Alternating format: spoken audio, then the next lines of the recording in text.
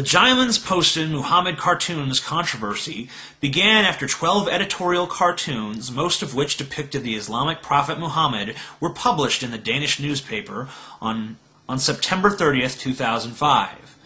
The newspaper announced that this publication was an attempt to contribute to the debate regarding criticism of Islam and self-censorship.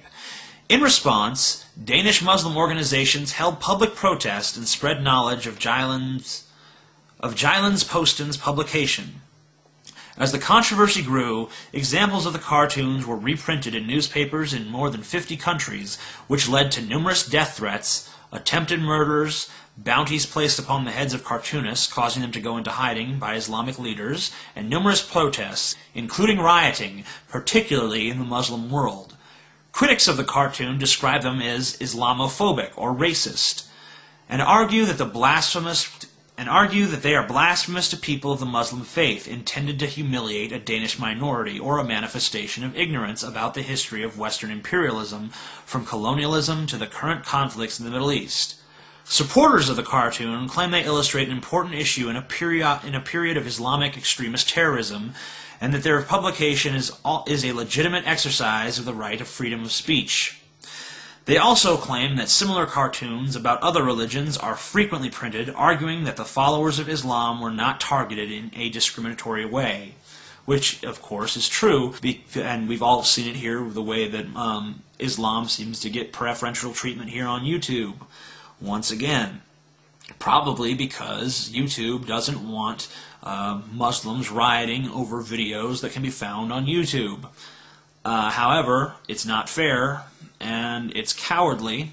And though I will not add the attacks of September 11th to the list, simply because so few were involved in that particular plot's execution, I would like to point out that after the attacks, Osama became the most popular boy's name in the Middle East.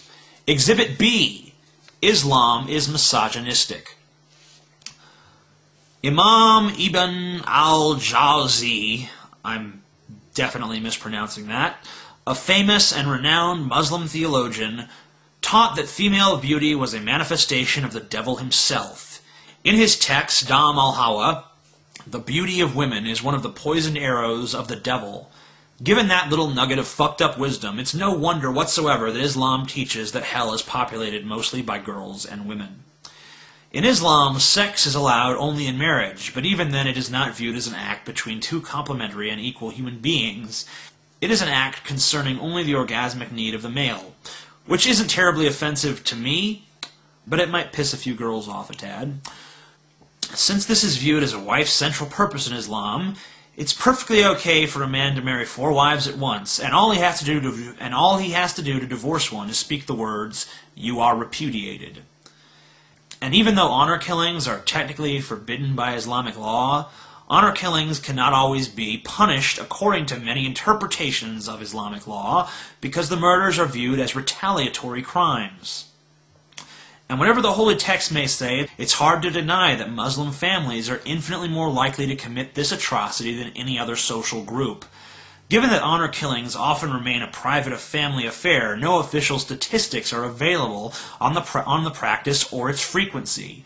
According to a November 1997 report of the Women's Empowerment Project, there were 20 honor killings in Gaza and the West Bank in 1996. One representative of the group added, "We know there are more, but no one publicizes it. It's generally accepted that hundreds of these honor killings take place throughout the Middle East every year. Of course, most girls aren't lucky enough to be killed. Most are disowned, excommunicated from their families in order to preserve the Muslim definition of honor, as if anything could be more dishonorable than turning on your own blood." Exhibit C. Islam is stupid. But the devil whispered to him, saying, "O Adam, shall I show thee the tree of immortality and power that wasteth not away? Then thy twain ate thereof, so that their shame became apparent unto them, and they began to hide by heaping on themselves some of the leaves of the garden, and Adam disobeyed his Lord, so went astray." I thought the creation story couldn't get any dumber. When it was the tree of knowledge, the whole covering up their nakedness thing made sense. But if it's a tree of immortality and power, then then why would they suddenly become ashamed of their nakedness? Shouldn't they become like, I don't know, immortal and powerful? Duh, it doesn't make any fucking sense, Muslims. And lo, those who disbelieve would fain disconcert thee with their eyes when they hear the reminder, and they say, lo, he is indeed mad. Speaking of the Prophet Muhammad there. I love when holy books tell you what the disbelievers will do when they hear your nonsense, so that you can point to them and say, this is just what my stupid book said you would do. This is proof that my book is accurate. Praise be Allah! But I'm not calling your prophet mad, though, so I'm actually just calling him an imbecilic piece of child-molesting shit.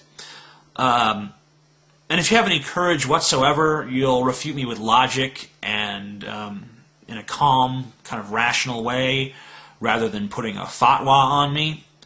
However, if you do put a fatwa on me, I guess that would probably be a good thing in the long run, since I'd end up on CNN and Fox and MSNBC and all those other idiotic little channels. You'd actually be doing me a favor. And if Salman Rushdie is still existing is any indication, you guys suck at fatwas anyway, so what the fuck do I care? Come get me, Muslims. Show me what you got. Amazing Atheist.